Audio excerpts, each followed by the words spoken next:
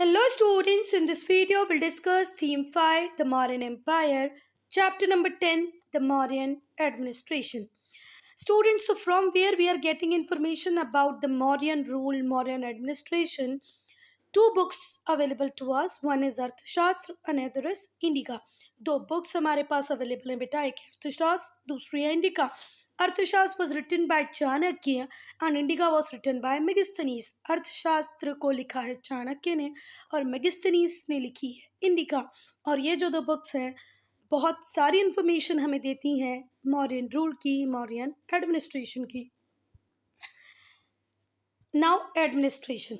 So students, the administration was very proper at the reign of Mauryans. Mauryan Kings had supreme power. Mauryan king के पास supreme power थी. उनको advice करने के लिए council of minister थे, जिन्हें हम मंत्री परिषद भी कहते हैं. Government was divided into different department. बहुत सारे डिपार्टमेंट में गवर्नमेंट डिवाइडेड थी. Treasury, industry, revenue, security etcetera. Treasury department, industry department, revenue department, security department. And each department was looked after officials appointed by the king. और ये जितने भी department थे, भले वो ट्रेजरी हो, इंडस्ट्री हो, रेवेन्यू हो, इसको देखने के लिए, इसके ऊपर विजिलेंस के लिए ऑफिशियल्स होते थे, जिनको अपॉइंट करने का काम किसका होता था? स्टूडेंट्स, किंग्स का. Okay. Officials like Mahamat looked after day-to-day work of the administration. बहुत सारे officials थे, जिनमें से कि एक थे महामात्य, मतलब बहुत सारे महामात्य, एक पोजीशन ही थी, वो day-to-day administration को look after करते थे, देखते थे. Am I clear here? So officials like Mahamatya looked after day-to-day work of the administration. इनका जो इतना बड़ा एम्पायर था वो प्रोविंसेस में डिवाइडेड था, जैसे हमारे यहाँ आज इंडिया डिवाइडेड है नंबर ऑफ स्टेट्स में, नंबर ऑफ यूनियन टेरिटरीज में, वैसे ही मौर्यन का जो एम्पायर था वो प्रोविंसेस में डिवाइड था. और ये जो प्रोविंसेस होती हैं, इनकी जो पावर थी वो किसके पास थी बेटा? प्रिंसेस के पास थी. किसके पास थी? प्रिंसेस के पास थी. मतलब जो प्रिंस, जो कुंवर, जो राजकुमार होते थे, उनको प्रोविंस का कंट्रोल दे दिया जाता था. जितने भी रॉयल फैमिली से प्रिंसेस थे, मतलब जितने भी राजकुमार हुआ करते थे रॉयल फैमिली के, उन सबको एक एक एक एक एक, एक प्रोविंस दे दिया जाता था फॉर कंट्रोल.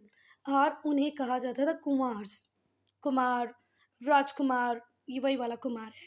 तो रॉयल फैमिली के कुमार की रिस्पॉन्सिबिलिटी होती थी कि वो जो भी प्रोविंस उन्हें असाइन की गई है उसमें प्रॉपर एडमिनिस्ट्रेशन को इंश्योर करना. दे रूल्ड एज वाइसरॉय और representative of the king. What is the meaning of viceroy? Representative of the king. So Kumars works as representative of the king और called as viceroys. Then the province is divided into district like today's administration type. First, India is divided into states, and then state is divided into number of district. एक state में बहुत सारी district होती हैं. आज हमारे time में India में, पहले प्रोविंसेस में भी सेम पैटर्न था. प्रोविंस को फिर से पहले इंडिया को प्रोविंस में डिवाइड किया, फिर प्रोविंस को डिस्ट्रिक्ट में. ईच डिस्ट्रिक्ट हैड नगर्स और towns and grams. Her district के अंदर सिटीज़ होती थी, टाउन्स होते थे एंड विलेजेस होते थे.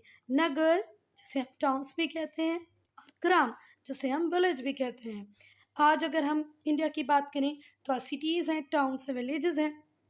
पहले सिर्फ क्या हुआ करते थे बेटा? टाउन्स और विलेजेस. जो आज ये जो मेट्रोपॉलिटन सिटीज़ है, इसका कॉन्सेप्ट कभी शायद नहीं था. ठीक है.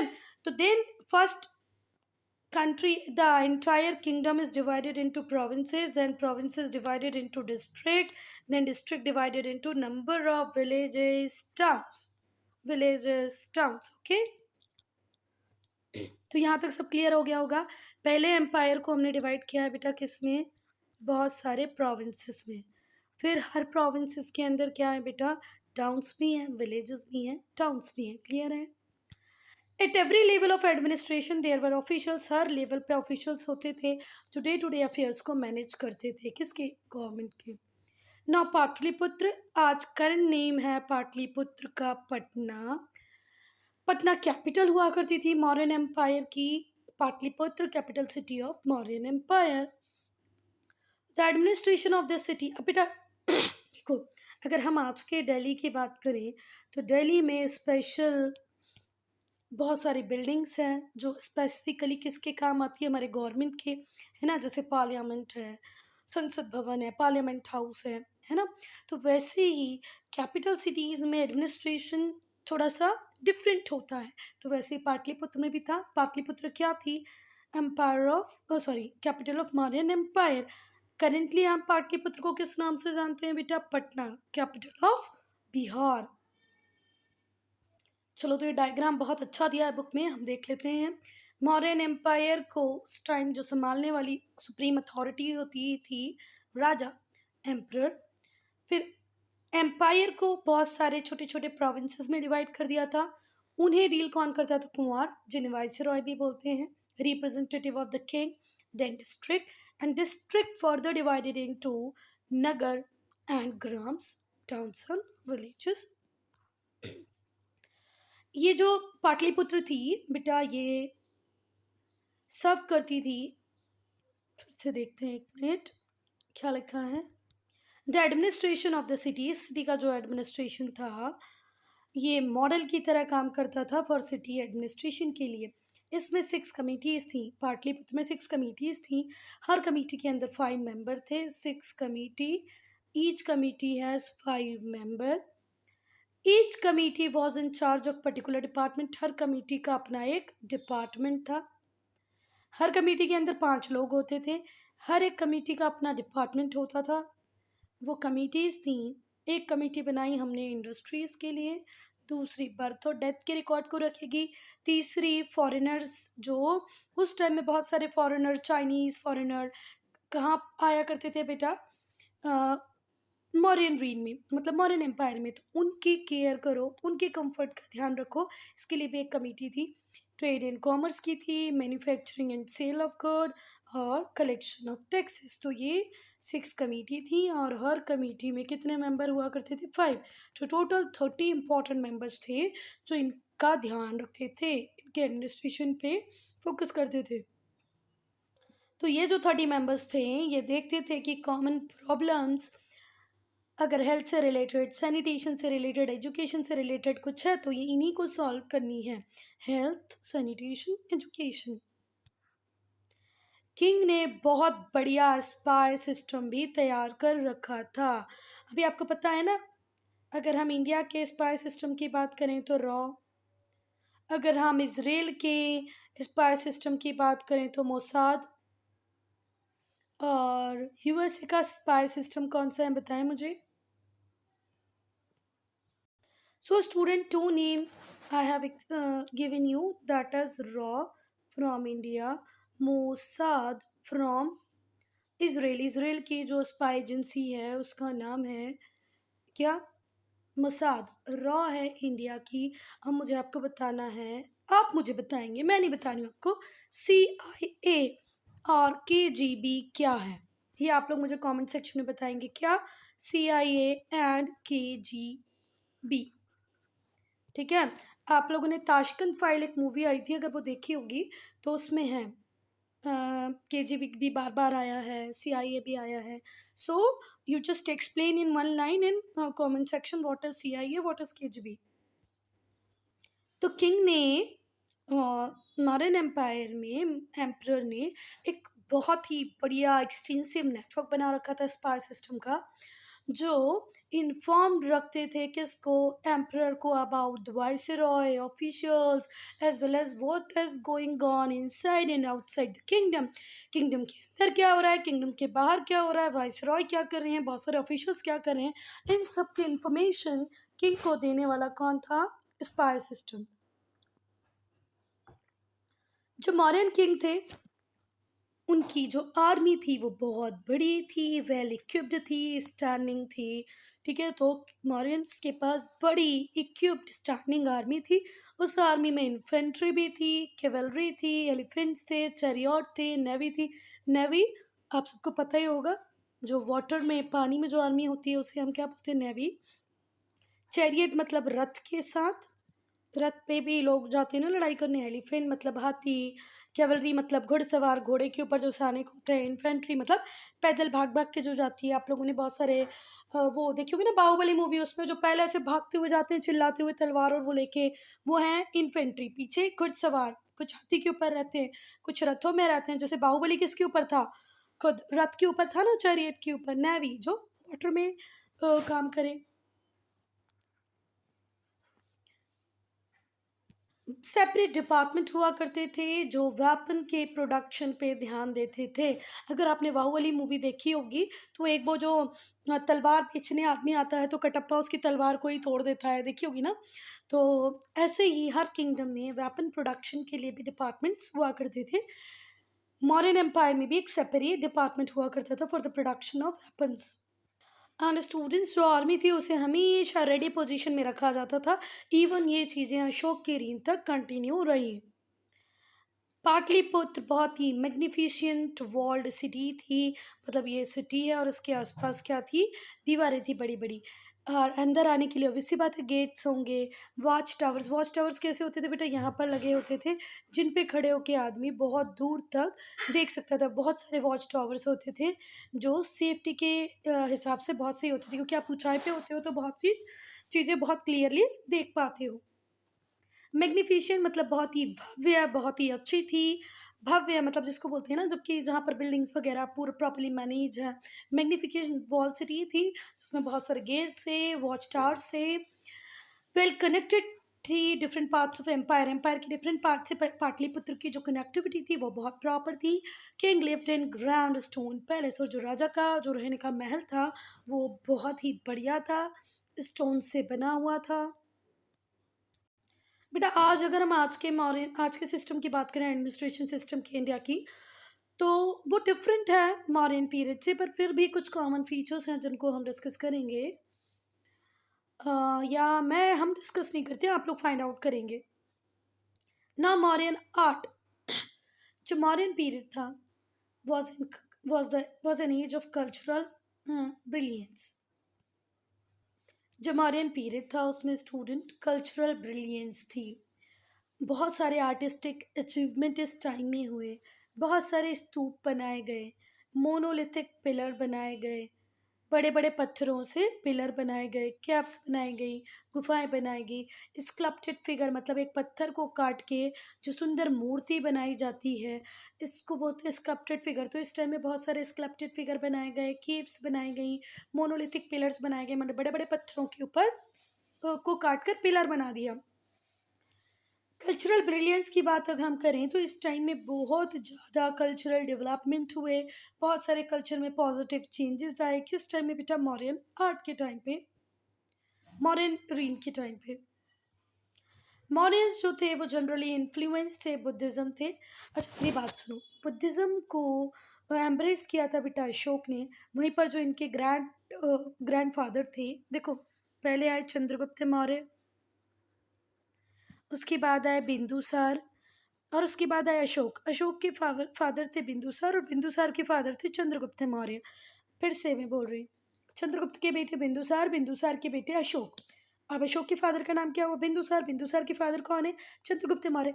तो बेटा ये जो चंद्रगुप्त मौर्य थे, इन्होंने जैनिज्म को एम्ब्रेस किया था, अशोक ने बुद्धिज्म को एम्ब्रेस किया था। तो जो मौर्यन आर्ट था वो ग्रेटली इन्फ्लुएंस्ड था बुद्धिज्म से। अशोक ने 84,000 स्तूप्स बनवाए पूरे किंगडम में। स्तूप सॉलिड होते हैं, सेमी सर्कुलर डोम लाइक स्ट्रक्चर होते हैं, इस टाइप के होते हैं स्तूप। ये स्ट्रक्चर स्टोन से बना होता है, ब्रिक से बना होता है, जिसमें हम बुद्ध के रिलिक्स को रखते हैं, जैसे उनके बाल, उनके दांत, है ना। कहाँ पर, स्तूप के बेस में। यहाँ पर स्टूडेंट्स रेलिक्स का मतलब होता है अवशेष, बचा हुआ जो पार्ट होता है ना। बचा हुआ पार्ट क्या, जैसे किसी की डेथ हो जाती है उसके बाद जो उसकी बची हुई चीज़ें होती हैं वो रेलिक्स है ना, अवशेष बोलते हैं वैसे इन्हें। तो जो बुद्ध हैं उनके जितने भी रेलिक्स थे, भले उनके हेयर हों, टूथ हों, उनको स्तूप के बेस में रखा जाता था। एक बहुत ही ग्रेट स्तूप है सांची पे, जो मौर्यन आर्किटेक्चर का आउटस्टैंडिंग स्पेसिमेन है।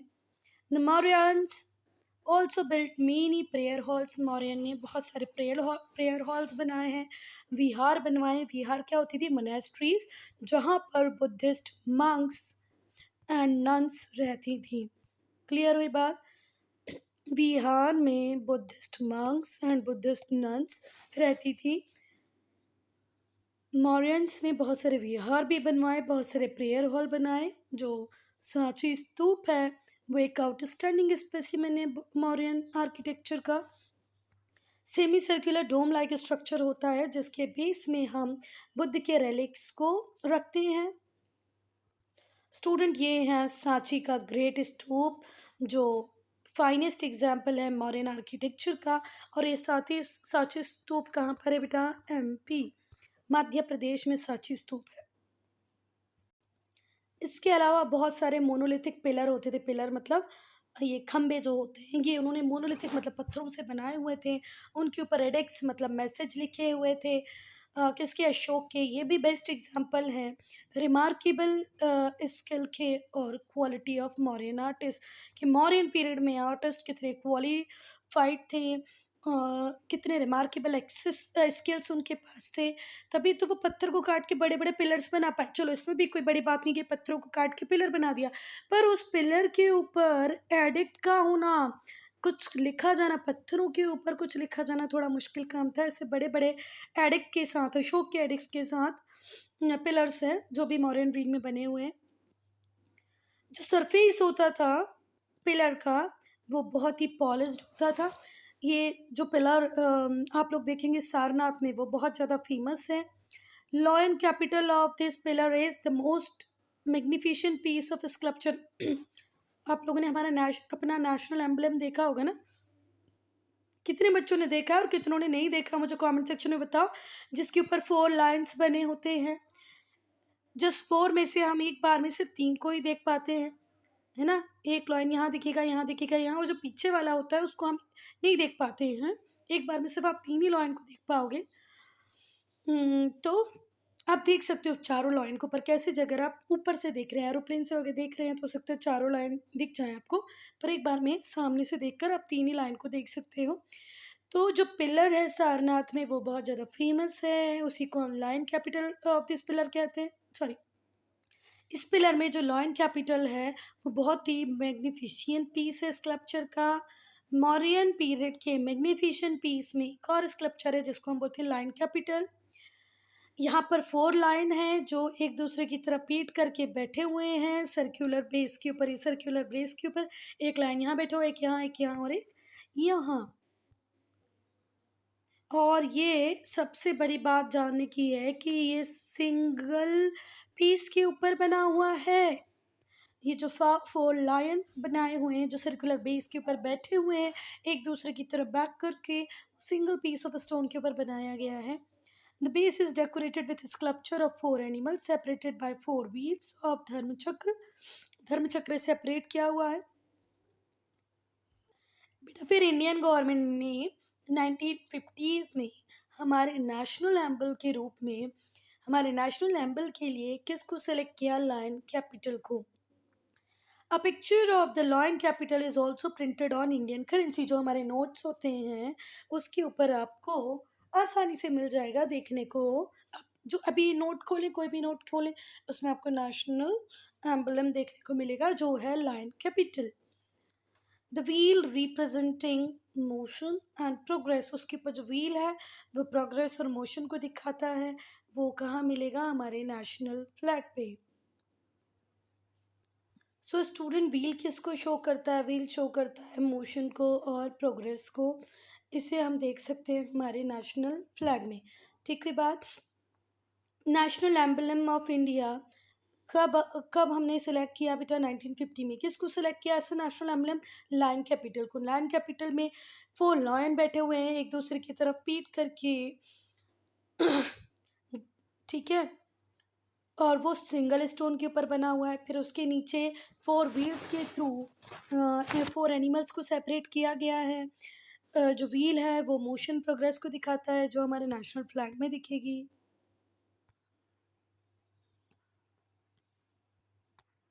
देखो, ये है हमारा नेशनल एम्बलम। ये 4 लॉयन है जो एक दूसरे की तरफ पीठ करके बैठे हुए हैं। ये सिंगल स्टोन पे बना है। ये है धर्म चक्र और इनके बीच में भी एक एनिमल है। धर्म चक्र से एनिमल्स को अलग किया गया है। और ये है अशोकन पिलर एट वैशाली, ये वाला। तो अगर सारनाथ पिलर या लॉयन कैपिटल की रिगार्ड्स में आपको 5 लाइन लिखने के लिए आए तो क्या बोलेंगे आप? 4 लॉयन है जो बैक टू बैक बैठे हुए हैं सर्कुलर बेस के ऊपर। ये सिंगल पीस ऑफ स्टोन पे बना हुआ है। इसको डेकोरेट करने के लिए स्कल्पचर बनाया गया जिसमें 4 एनिमल हैं। उन 4 एनिमल को सेपरेट करता है धर्मचक्र, 4 व्हील्स वो दिखाया जो मैंने आपको। इसको नेशनल एम्बल में अडॉप्ट किया गया 1950 में, ठीक है। और इस नेशनल एम्बल को आप करेंसी नोट्स पर भी देख सकते हैं। अब बेटा एक ब्रिटिशर जिसका नाम था जेम्स प्रिंसिप, उसने डेसीफर किया। डेसीफर का मतलब होता है डिकोड करना, पढ़ लेना एंशिएंट इंस्क्रिप्शन को। किसका? स्टोन पिलर का, जो दिल्ली में था 1837 में। बहुत सारे और भी पिलर मिले हैं जो आयरन के भी हैं, रॉक्स के भी हैं, जिन पे भी सिमिलर इंस्क्रिप्शंस मिलते हैं, जिसने स्कॉलर्स के अटेंशंस को, अट्रैक्शन को अपनी और जिसने बहुत सारे स्कॉलर्स को अपनी टुवर्ड्स अट्रैक्ट किया। कुछ इंस्क्रिप्शन को डेसिफर कर लिया गया। इस इंस्क्रिप्शन में बार बार beloved of the gods king Piyadasi की बात हुई है। तो ये पियादशी वो लोग किसकी बात कर रहे हैं? अशोक की बात कर रहे हैं। ग्रेजुअली स्कॉलर्स ने रियलाइज़ किया कि ये जो पियदशी है ये किसकी बात है? अशोक की बात है। इसका पूरा क्रेडिट किसको जाता है बेटा? जेम्स प्रिंसिप को, नहीं तो हम डेसिफर ही नहीं कर पाते। However the identification was confirmed only in 1915। पर 1915 में ही आइडेंटिफिकेशन कंफर्म हो पाया जब दूसरे एडिक्ट मिले इवेंचुअली जो अशोक को पियदशी की तरह डिस्कवर करते हैं। ठीक है बात। तो बेटा जेम्स प्रिंसिप ने दिल्ली में 1837 में बहुत सारे स्टोन पिलर्स को देखा, रॉक्स को देखा जिनके ऊपर सिमिलर एडिक्ट्स थे। उन्होंने उनको पढ़ने की, डेसिफर करने की कोशिश की। और जब एक ही तरीके की चीज़ बहुत सारी जगह मिल रही थी तो वो बहुत ज़्यादा अट्रैक्टेड हुए। उन्होंने पढ़ने की कोशिश की, डेसिफर करने की कोशिश की और फाइनली उन्हें बहुत सारी चीज़ें मिल गई। पर बार बार उन पिलर्स के ऊपर उन्हें पियदशी की तरह नाम दिखाई दे रहा था। उनके पढ़ने में यही आ रहा था। पर बाद में 1915 में ये कंफर्म हो गया कि पियदशी जिनकी ये बात कर रहे हैं ये किंग अशोक ही हैं। अगर हम मॉडर्न इकोनॉमी की बात करें तो जो मॉडर्न रूलर्स थे उन्होंने पूरी कंट्री को यूनिफाई कर रखा था। पूरी के पूरी कंट्री में पीस था, स्टेबिलिटी थी। बहुत फेवरेबल कंडीशन उस टाइम में बनी जिससे इकोनॉमी की ग्रोथ हुई, एम्पायर रिच हो गई, प्रॉस्पर हो गई। मौर्यन रूल ने पूरी कंट्री को यूनिफाई कर लिया, पूरी कंट्री में पीस लाए, स्टेबिलिटी लाए। क्योंकि पीस है, स्टेबिलिटी है, करेंसी बहुत सारी अलग अलग नहीं है, यूनिफिकेशन है, तो इस वजह से ट्रेड भी बढ़ा, इकोनॉमी ने ग्रोथ की, एम्पायर रिच हो गया और प्रॉस्पर हो गया। उस टाइम में बेटा, उस टाइम में तो ओएनजीसी, टिस्को, टीसीएस जैसी कंपनीज नहीं थी ना बेटा। तो main source of income agriculture ही होता था। एग्रीकल्चर ही लार्जेस्ट, आज तक की डेट में भी खैर यही सही है कि आज भी ज़्यादा से ज़्यादा लोग इंडिया के किस में एंगेज हैं? एग्रीकल्चर में। पर इस टाइम में तो मैक्सिमम पीपल किस में एंगेज होते थे? एग्रीकल्चर में। फार्मर्स को एनकरेज किया जाता था कि वो ज़्यादा से ज़्यादा लैंड के ऊपर कल्टीवेशन करें। किंग्स इरिगेशन फैसिलिटीज़ देने की कोशिश करते थे जिससे कि एग्रीकल्चर प्रोड्यूस बहुत अच्छी हो। लैंड रेवेन्यू कलेक्ट किया जाता था फार्मर्स से, जो कि किंग की इनकम का मेजर सोर्स हुआ करता था। इकोनॉमिक एक्टिविटीज़ होती थी दूसरी भी एग्रीकल्चर के अलावा, mining, forestry, carpentry, pottery. Mining मतलब ज़मीनें खोद के, लैंड को डिग करके जो हम मिनरल्स निकालते हैं वो। फॉरेस्ट्री मतलब फॉरेस्ट से फॉरेस्ट प्रोड्यूस को लेके आना। कारपेंट्री बढ़ई का काम, फर्नीचर बनाना। पोइट्री मटके बनाना। मेसनरी मतलब घर बनाने का काम। ट्रेड और कॉमर्स भी इस टाइम में बहुत फ्लरिश कर रहा था। जो मर्चेंट्स होते थे, स्टूडेंट्स मतलब व्यापारी, बिजनेसमैन, ट्रेडर्स, वो इनलैंड और ओवरसीज ट्रेड, ज़मीन के ऊपर इनलैंड ट्रेड भी करते थे और सीज को क्रॉस करके डिस्टेंस प्लेसेस पर भी जाते थे। किसके लिए? ट्रेड करने के लिए। ओवरसीज ट्रेड का मतलब होता है इंटरनेशनल ट्रेड। तो इंटरनेशनल ट्रेड बेटा सीज को क्रॉस करते, दूसरी कंट्रीज में जाते, वहाँ पर भी करते, मतलब इंडिया के अंदर, इंडिया में भी ट्रेड कर रहे थे और इंडिया से बाहर जाकर भी ट्रेड कर रहे थे। उनके ट्रेड रिलेशंस थे श्रीलंका के साथ, इजिप्ट के साथ और ग्रीस के साथ। मॉरियन रेन में जो ट्रेडर्स थे, बिजनेसमैन थे, उनका जो ट्रेड था वो श्रीलंका, इजिप्ट और ग्रीस तक फैला हुआ था। ट्रेडर्स से भी टैक्स कलेक्ट किया जाता था, मतलब क्योंकि ये लोग भी एक अच्छी खासी इनकम अर्न करते थे, ठीक है, तो इनसे भी टैक्स कलेक्ट किया जाता था। इसके अलावा उन लोगों से भी टैक्स कलेक्ट किया जाता था जो माइंस में, फॉरेस्ट में या किसी और प्रोफेशन में काम करते थे, ठीक है। तो ट्रेडर भी टैक्स देगा, माइन में जो काम कर रहा है वो भी देगा, फॉरेस्ट में से जो प्रोड्यूस लेके आ रहा है वो भी टैक्स पे करेगा, और दूसरे अगर कोई प्रोफेशन है, पोइट्री, मिशनरी एक्सेट्रा, इससे क्या होता है, वो उन ऑफिसर्स की सैलरी आसानी से दे पाएंगे बेटा जो किंग के अंदर में रूल कर रहे हैं। इतनी बड़ी स्टैंडिंग आर्मी है, उसको मेंटेन करना, उसके लिए वेपन बनाना, तो पैसा कहाँ से आएगा, तो ये सब आता था टैक्स से। और टैक्स पेइंग पीपल कौन कौन थे बेटा, फार्मर, बिजनेसमैन मतलब traders, mining employees, other profession employees, forest produce collectors, these all were paying taxes for the maintenance of Mauryan Empire. Various officers were there, various army people were there, and they have to build the roads, hospitals. So from where the money will come?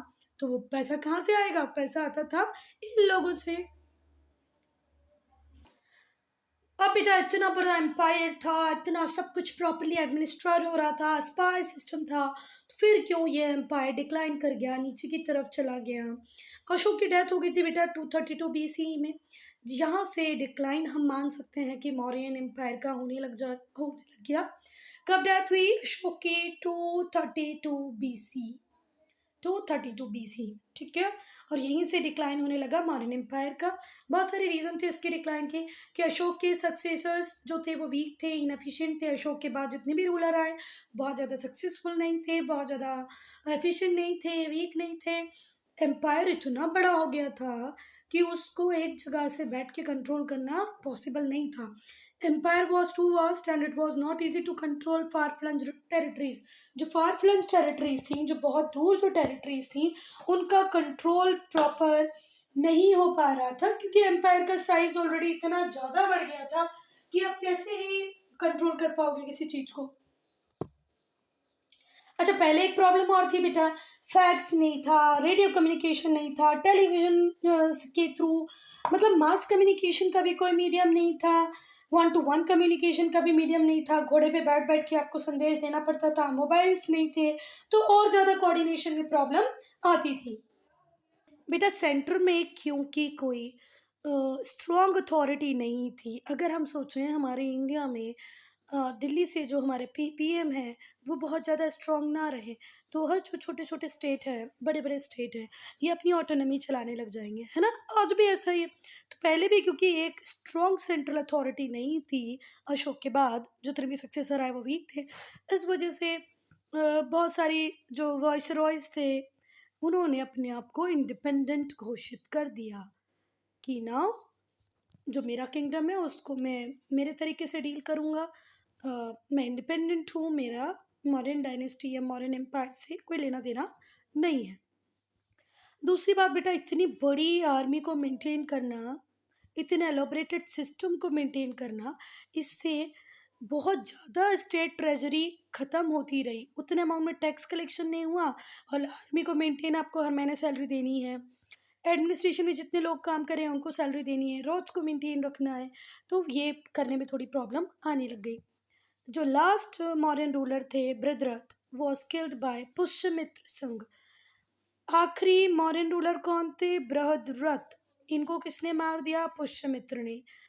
और फिर सुंग dynasty की शुरुआत की। तो Mauryan dynasty के बाद क्या आएगी बेटा? सुंग डायनेस्टी। इसको फाउंड कौन करेंगे? पुष्यमित्र। मौर्यन डायनेस्टी को फाउंड किसने किया था? चंद्रगुप्त मौर्य ने। सुंग डायनेस्टी को करेंगे पुष्यमित्र सुंग। किसको मारकर? बृहद्रथ को मारकर।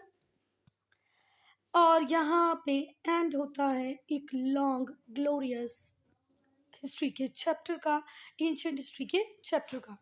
So student, I'm ending this video here only. If you have any doubt, any problem, to write in comment section.